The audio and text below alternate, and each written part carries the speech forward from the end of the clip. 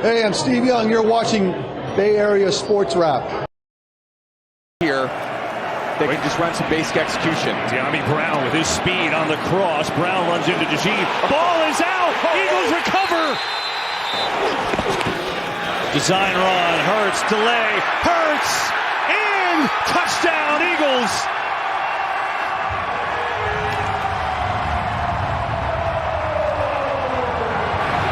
Holmes is looking that way, breaking down, able to get rid of it. And somehow, at the end, I think the Bills, no, they're going to say Worthy has possession. We got a flag down. Allen push from behind. I think he's going to have time here, Jim. Whole season for Buffalo on the line here. There they come. He just desperately throws it up in the air, incomplete. Kincaid was right there. There is a flag. Welcome to Bay Area Sports Wrap. Alongside Marco Kolovich, I'm Ryan Leong. And on this edition of the program, we'll recap the NFC and AFC Championship games, along with the week that was for the Golden State Warriors and your San Jose Sharks. Plus, our visit to San Jose for the second stop on the San Francisco Giants Caravan Fan Fest.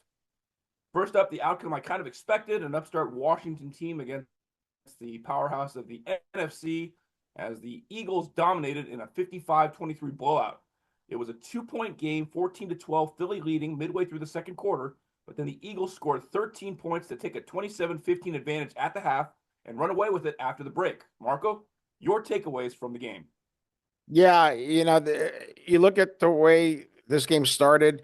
Washington gets a field goal on their opening drive, and then Philadelphia hands the ball off to Saquon Barkley, and he runs it. First play I think it was like 75 yards for a touchdown.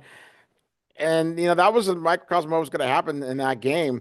And you had it to where Washington's defense couldn't stop anything that Philadelphia was going to do, whether it was handing the ball off to Saquon Barkley or passing out to Devontae Smith and A.J. Brown, or the tush pushes from, Hurts, who, when they got near the goal line, they didn't have an answer for it. And then on offense, on the offensive side of the ball, you had them turning the ball over. All of those fumbles just killed them. You can't suffer from fumbleitis in the NFC Championship game.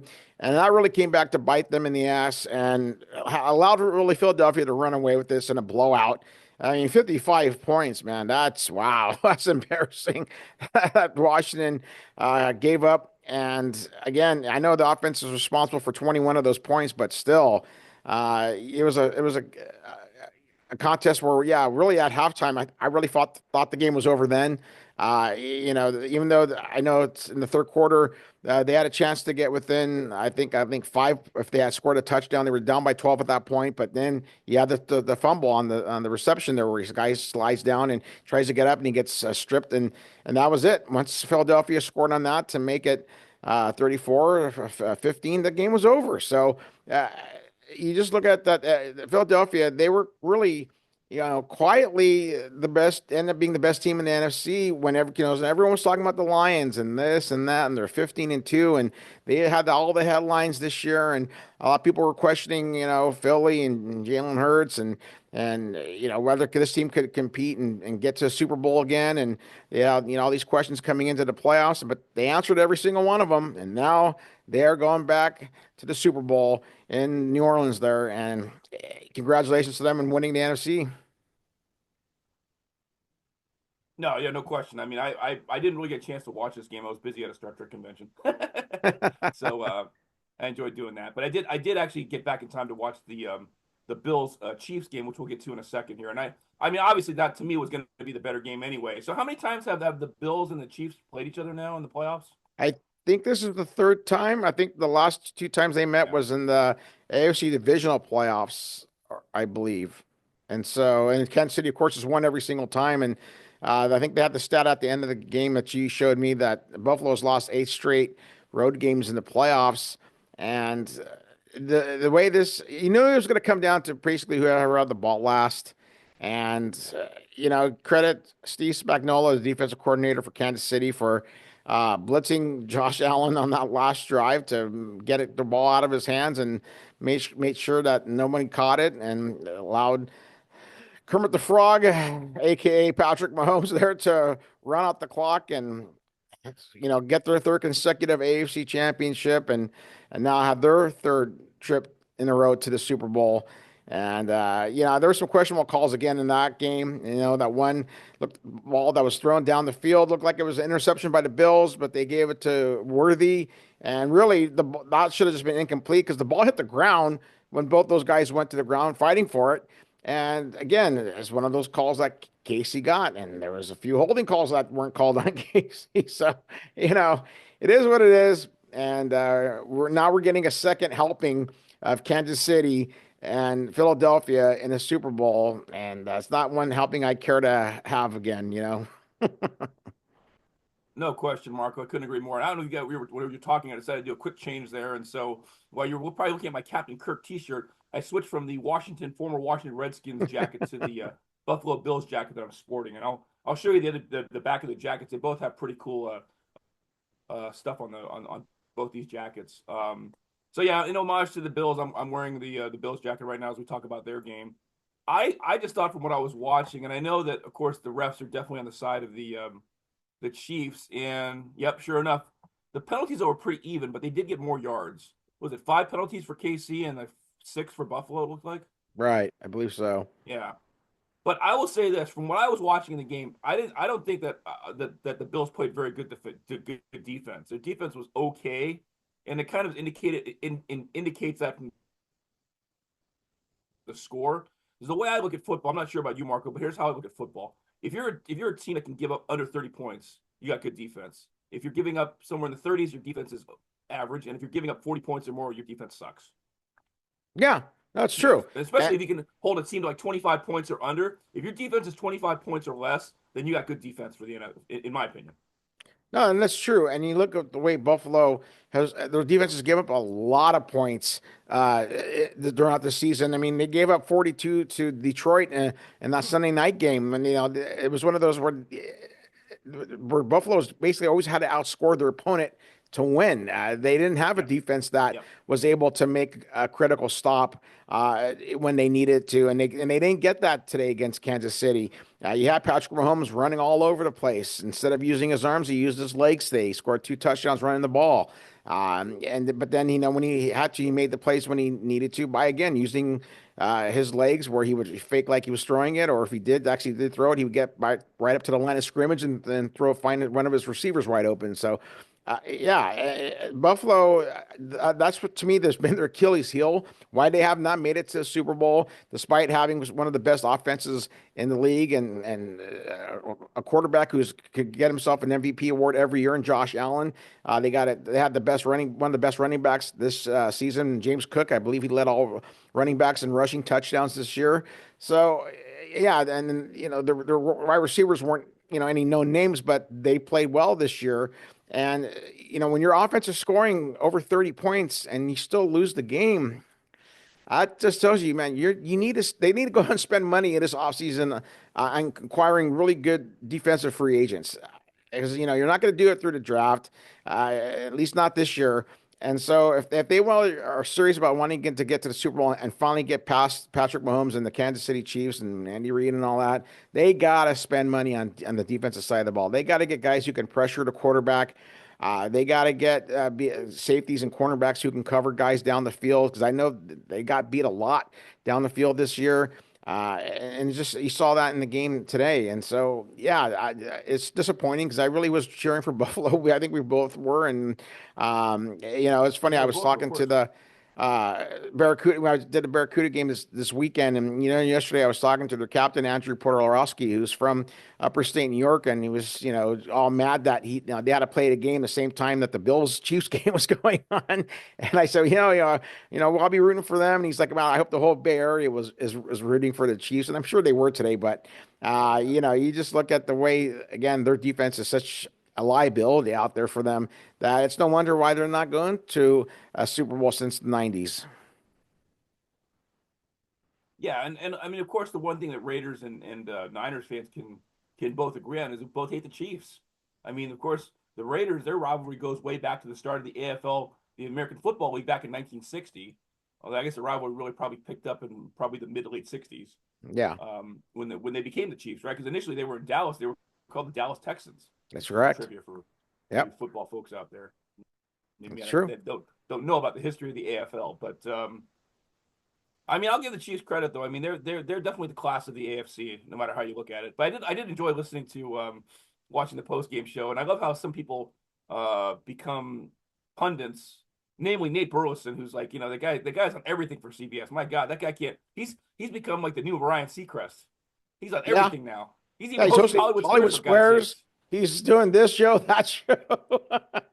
Yep. But the one thing he said to me that really pissed me off was he goes, "Oh, don't hate on the Chiefs. So you're witnessing greatness." So I'm like, dude, shut up. Stop taking the whatever the elongated phallic shape that you're getting from the league and sucking down on it, okay? Because that's kind of ridiculous, Nate. Shut the hell up, man. Right. I don't want to believe your stupid takes because, okay, greatness or not, and sure, yeah, I guess they'll be the first NFL team to ever chase 3 straight Super Bowl championships. But I mean, come on, like I said, they got the refs in their pocket because the NFL wants to promote Taylor Swift. Okay, I mean the Swifties. It's just, I mean, I go to the Star Trek convention on Sunday with my good friend Dimitri. Okay, the guy doesn't know anything nor cares about sports at all, and he knows about the Chiefs because he knows about Taylor Swift. Okay? Right. So what does that tell you? Right. Yeah. One thing I want to. It's the. Now, I was going to say one thing I want to go back for the Philadelphia Washington game.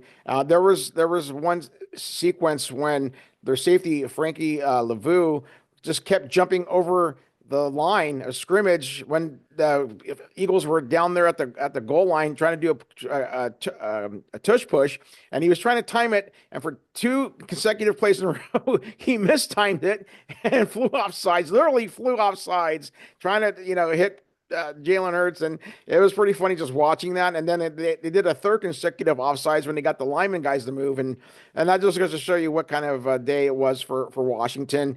Mistiming, missteps, miscues, and that's why they are making tea times tomorrow, and we're gonna watching the Super Bowl like the rest of us. Yeah, and then you saw that I found this tweet because I was trying to find. Just for being sarcastic, obviously. Let's get back to the Chiefs now. We know that Andy Reid loves to eat cheeseburgers. So I put this tweet out saying, I hope he has a double cheeseburger and eats lots of Rolaids.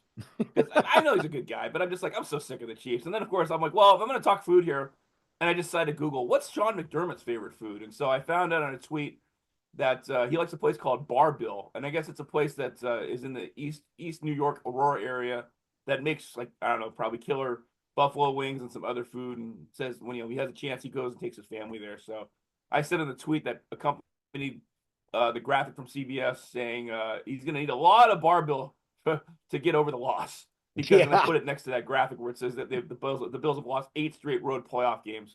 I mean, this is going back to the Marv Levy days, right? Back in the early 90s, I'm sure. So yeah, just another disappointing loss for a fan base that has just been used now to this disappointment.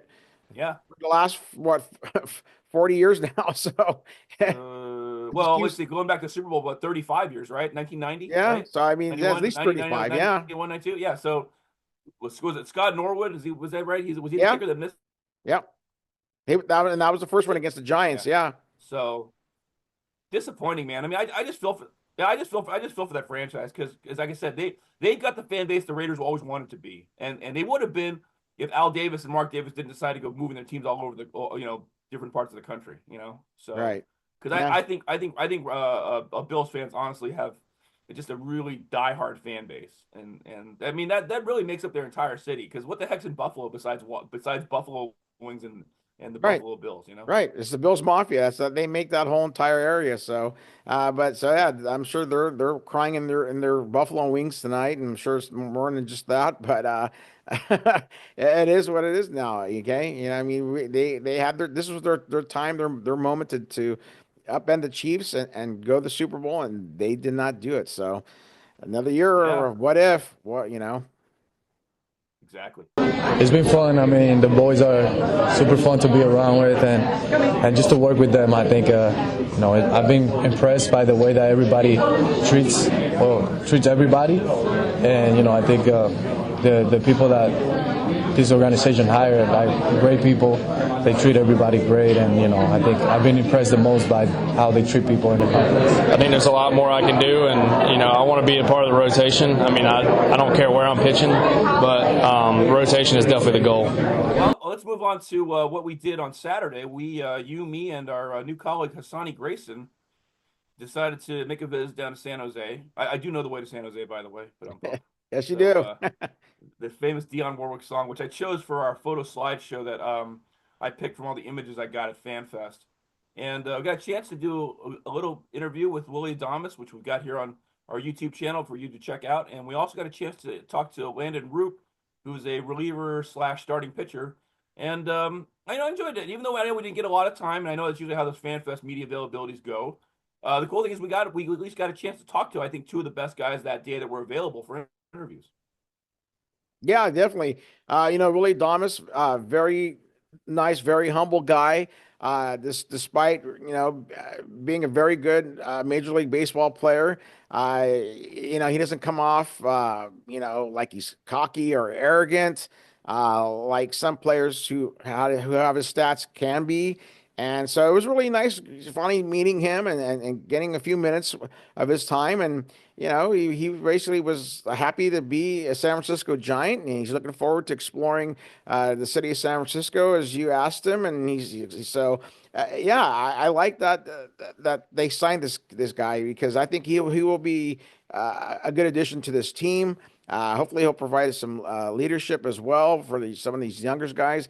And then, Landon Roop, definitely a guy who's trying to make his mark and trying to crack that starting rotation for a team that needs a fifth starter right now. To me, this competition for the fifth starter is wide open, and it's really for his to take, and whoever else really wants it. So definitely there's a reason to keep an eye on spring training this year and check out some of these games and to see, what manager Bob Melvin thinks will earn that fifth spot in the rotation. And if not, he said he's comfortable, coming out of the bullpen. He doesn't care where he pitches, but he did say he prefers to be in that rotation. So we'll find out when a couple weeks down from February, when pitchers and catchers report to Scottsdale, and it'll be an interesting month there to see who comes out of that and who makes a team and who doesn't. Yeah, I think it's going to be an interesting year for the Giants, because we've talked about this a little bit, but I just think the team really took a step backwards when they had Farhan Zaidi as the guy in charge, and he just did a lot of double speak when he was talking to us, or coach speak almost, even though he's obviously a front office guy, not a coach. But he did a lot of coach speak with the media, and it was just annoying as hell to deal with that guy. We all like Buster Posey. He's always been a stand-up guy. I mean, to me, Buster Posey reminds me of, and he kind of even looks like him. He always reminds me of Richie Cunningham from Happy Days. All-American guy, right? Just a good kid. Everybody likes the guy. He's super likable, right? There's nothing not to like about Buster Posey. Right. And hey, Fonz. How's it going, Fonz? Yeah, exactly. Hey. But, I think he's taking that mindset with him in the front office. He's a likable guy. People want to play for him. They want to win for the guy. And even though it's funny, because, obviously he's much younger than Bob Melvin, but he's Bob Melvin's boss now. But Bob Melvin doesn't see him as a guy where he's having to answer to him as a guy who's older, having a younger guy as his boss. And I really think that's going to pay off dividends for the Giants this year. I just feel like they're kind of getting back to what they used to be, right? They're sort of like, this is almost like Hum Baby Part 2. Where they're having kind of a resurgence with the mindset of the team and trying to get back to what it means to be a San Francisco Giant. Because I really think the organization kind of lost its direction the last few years. And even though, of course, they've got the tradition with the orange and black and all the Hall of Famers, I just think the team took a huge misdirection with Gabe Kapler as the manager. I mean, the guy he just wasn't, not only was he not likable, I don't think he was a very good manager. And it became more and more evident, even though they won the 107 games, which was a total aberration. I mean, that was just like a complete fluke that they won that many games. And it's odd because now Gabe Kapler has his name in the record books because he surpasses the great John McGraw, who had 106 wins for the New York Giants. So I guess if Kapler's going to hang his hat on something, he can hang it on that. Yeah, well, because it's not like he's ever going to win a World Series title as a manager. So, I mean, now he's back in, the front office part of it with, I believe, the Florida Marlins. He's the assistant GM now, I believe, right? So, yeah. But, yeah, you're right. 2021 was an aberration. That team sucks. Yeah. Yeah, and again, like you said, 2021 was an aberration, is winning the 1-7, and that was really because Buster Posey came back and played one more year in his career and made everyone better, and it had nothing to do with Gabe Kapler and Farhan and their analytics, which, to me is just, again, I'll beat this like a dead horse. It's ruining baseball, as it has for me, and that they have all these made up stats now, like WAR. I mean, these are abstract stats. You cannot measure these concretely. To say this person is worth 7 wins for a team or what? How can you measure that when this is a team sport? I mean, as I was telling our colleague Hassani, on our way to the Sharks game yesterday, a guy can go 4 for 4, hit 2 home runs, have 6 RBIs. But if the starting pitcher gives up 8 runs and then the bullpen gives up, say, another 2 or 3, and then they end up losing the game, so how did that guy help win the game when they lost it because the rest of his teammates didn't do their job? Like, so that, to me, again, I don't understand how you can, have a concrete measurement of how someone wins. So again, I know I'm going off on a rant tangent here, but that's what I'm talking about with analytics. They've come up with all these new stats that don't mean anything to me, and it's hard to measure them. It's like home runs, RBIs, average, on base percentage, slugging percentage. That's all stuff that can be measured, and these other things, I don't get it. I just don't get them. Well, I mean, I will say this: there are guys like Babe Ruth and like Barry Bonds and Hank Aaron and Willie Mays that do have really high WAR, And then you have guys like, I think Ichiro had a pretty high WAR, and I think Kenny Lofton ranked higher than he did. And Kenny Lofton got 3% of the vote for the Hall of Fame. So, oh well. Yeah. Go figure. They get an offensive rebound off a missed free throw. And Davis comes right back and scores a turnover. Here's James ahead of steam. Layup is good. Timeout, Golden State. Talk about now let's talk first. We'll mention the Golden State Warriors. Another week that wasn't for them. That's how I like to put it, because they play okay in some games, but overall they've not played very well at all. And when they did get a win, it was against the lowly Chicago Bulls, who I don't even know who the heck their players are. In fact, I gave you the video for this one guy, Ayo Dosunmo. Great talker, but I'm like, who the heck is this guy? I don't know who he is. I mean, Levine, and that's it. That's all they have on that team. Exactly. Yeah. I mean, the Bulls are just, man. I mean, they're just, they don't have anything to go on these days. What a nameless team, organization right now. And then, they played the Lakers. They come off the Lakers game on Saturday, and they didn't lose by much. But when Steph Curry has the worst half of his career, 0 of 8 shooting and 0 of 4 from distance, he had 13 points in the first half, and that was it for him. He went scoreless the rest of the game. I mean, yeah, we talked, Marco, about how other guys need to step up, but come on, if you're Steph Curry, you got to do better. You can't have a scoreless second half or whatever half that is. You got to score some kind of points. And I don't know where this team is going. I'm frequently a home guest now for Cyrus Satz's Golden Days podcast. I did actually do a dual stream once that appeared on our YouTube channel. And I enjoy being on with Cyrus, but I tell you right now, and you know this, Marco, we cover games in person. It's very hard. We can't be super critical because unless I work for The Athletic, which I don't, or The Chronicle, which I don't, it's very difficult for us to really go out there and try to criticize a team. And it's a lot easier when you're working for 95.7 because you have a partnership, and basically the station and the team kind of maybe there's an ownership stake in there, right? The Warriors probably, I don't know if they own it a certain percentage, but they're paying a certain percentage to be on that station, which is why 95.7 is just loaded with Warriors coverage, 24 hours a day, or not 24 hours, but whatever the programming is, 18 hours a day, 7 days a week. Yeah, exactly. And again, we saw how the Lakers' size and that they were able to take advantage of that and use it and abuse the Warriors that way. The Warriors don't have any size right now. And then again, when teams can just focus on trying to stop Stephen Curry to beat the Warriors, that's exactly what they're doing. And we saw that with the Lakers. With Anthony Davis, I believe he had 35 points last night.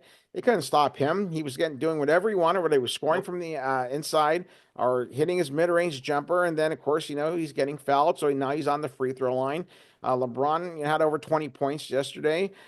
And I mean, again, the Warriors had no answer for those guys. Like even when they try to cut it to what 5 or 6, and then boom, the Lakers would go on a run, and because the Warriors would start chucking up threes and not hit them, and stop moving the ball around. And that's the one thing we've noticed with this team this last month and a half is that they're not moving the ball around, and everyone tries to do street ball, either driving in one-on-one or just throwing up a three without getting a good look at it. This is why the Warriors are what the record they are. They're under 500 right now. They're 22-23. This is a team that, again, no Draymond, no Kuminga. I know GP2 came back, but he's not a healthy guy. You can at least rely on him to stay healthy. He's always had some kind of injury history, even in his first stint around with the Warriors.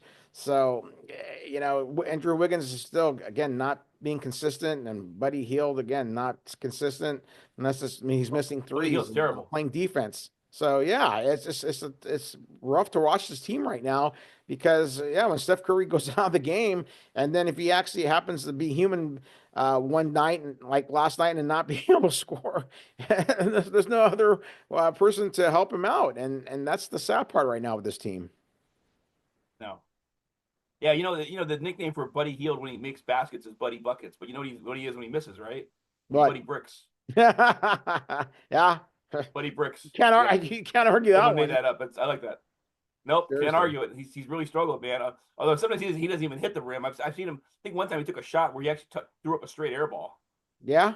So it's hard watching the Warriors right now. I gotta admit. I mean, again, no knock on the actual organization as far as like obviously the games I cover, the PR staff does a great job. They're hands down the best in the league, hands down in probably the Bay Area, to be honest. I mean, not even a close second in my opinion as far as like how they take care of the press. But man, the team's hard to watch right now, and I just think they're. I mean, nobody wants to lose. I think that's pretty much obvious. Although we'll touch on that in a second when we turn it to the Sharks here. But I don't know where the Warriors are going right now. I mean, because one of the things I'm noticing too, and I talk about this with Cyrus a lot, is Steve Kerr, I think, plays a lot of favoritism with veterans.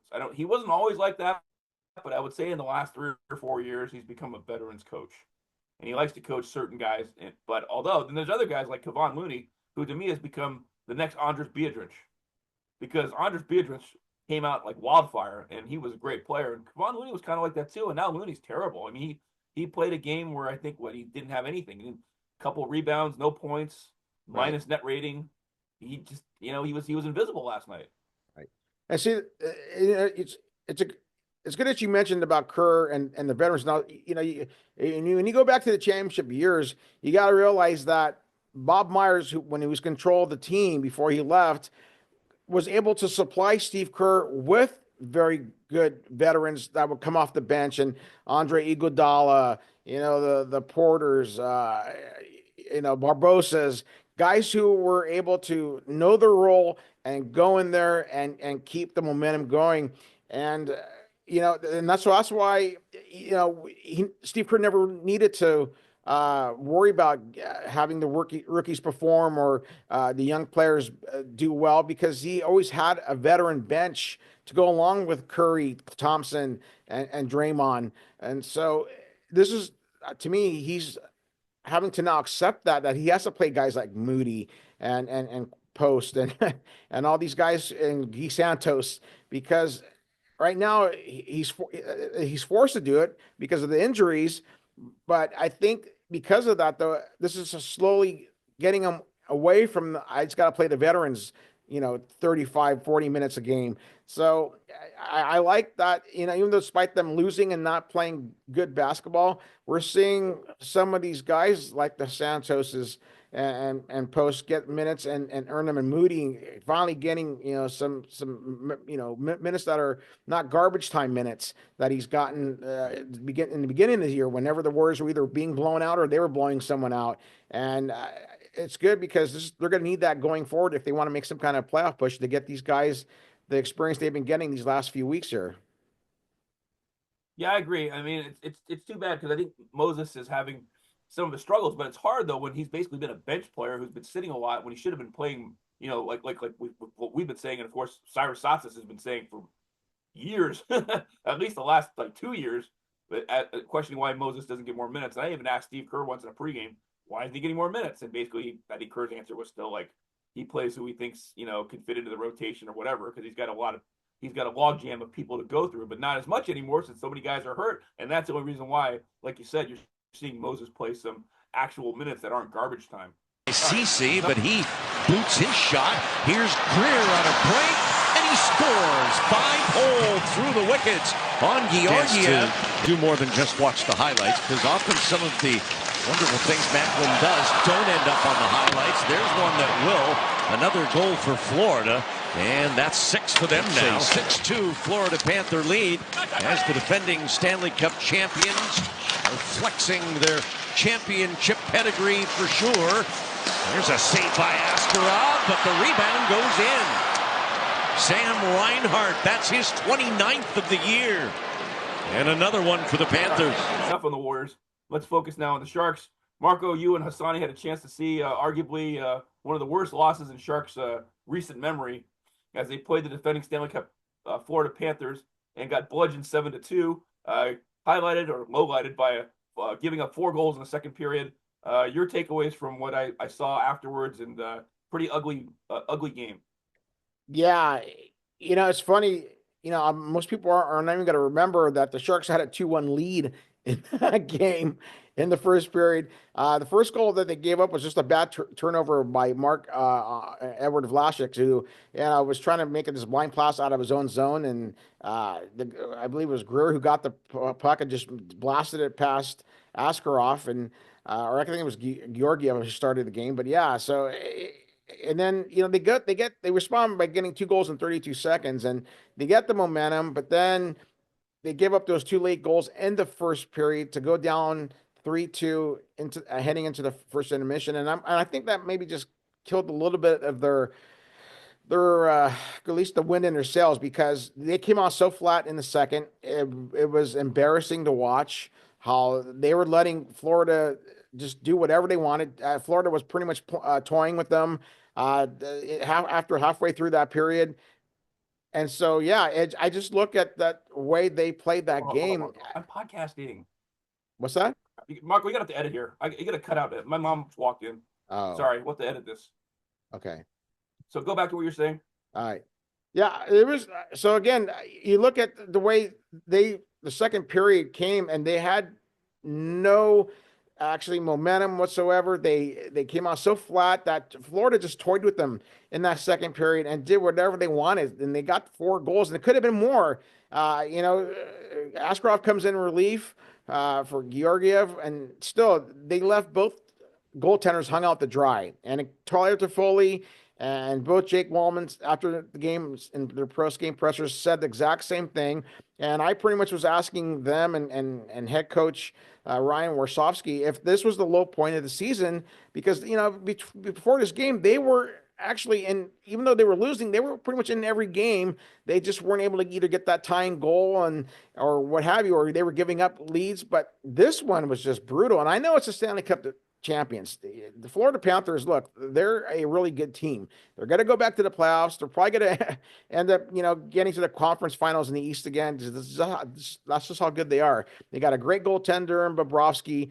So they showed why they are the defending Stanley Cup champions. But the Sharks didn't do themselves any favors by playing really a horrible second period, which the third period was just, everyone was going through the motions. In fact, Florida they were being kind to the Sharks and were just dumping and chasing. They weren't really putting any pressure on, at least offensive pressure. And they just were waiting for the Sharks to come into their zone, and they would collapse in the middle, and they were aggressive with them. And they won all the 50-50 battles along the boards, and any position that was any battle that was in the middle of open ice, they won that. So yeah, they outclassed them, and it was just, again, beyond embarrassing to watch the Sharks after game 52.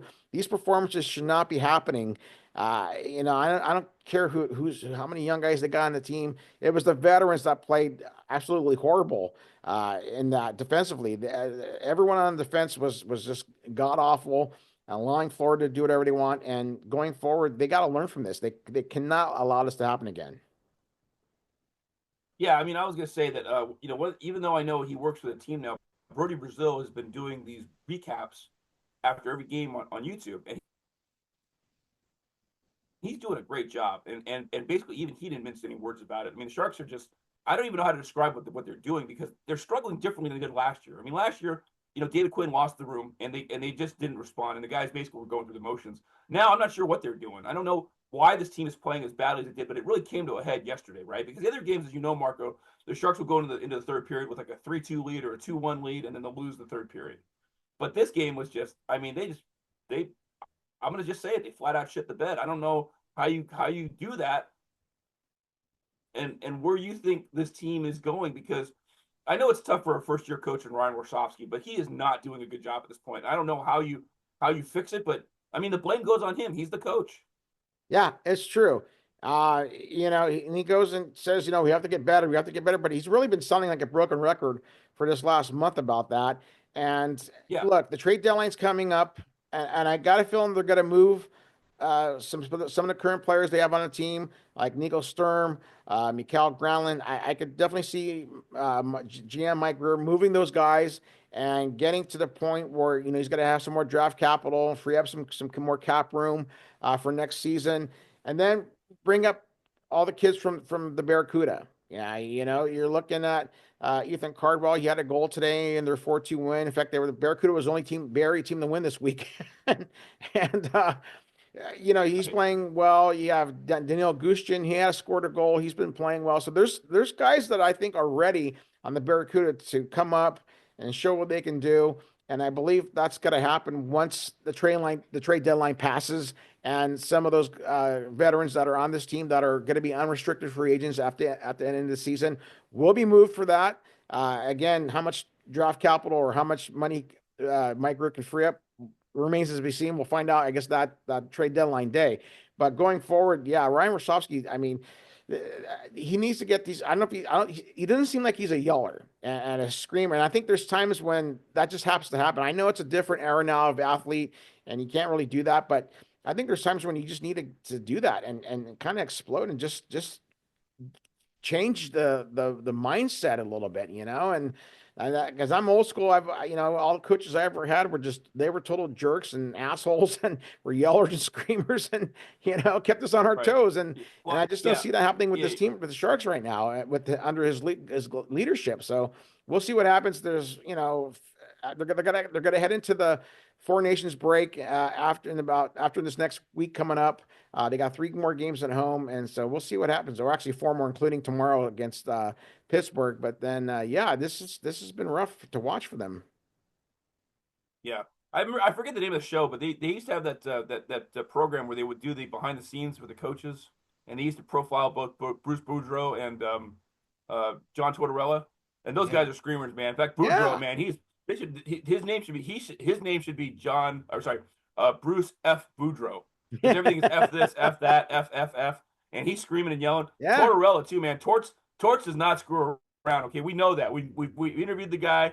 He's a character, but he's good for hockey. And I don't know how Warsofsky is. Like you said, we don't know what he's like behind closed doors. But if nothing else, I know you didn't use this term, but I'll say it. He needs to light a fire into their ass, because these guys are just not doing it. And even I know you guys interviewed Tyler Toffoli last night, and he was very short. You guys talked to him for less than 2 minutes. Yeah. So. But it starts with him, man. That's why he's on the team. Toffoli's one of those guys. He's got a lot of experience with the LA Kings, and they need to bank on that experience from him. So, we'll see what happens. We're going to go to the Pittsburgh Penguins game tomorrow, Monday night. I'm looking forward to seeing that against, Sidney Crosby, your favorite player.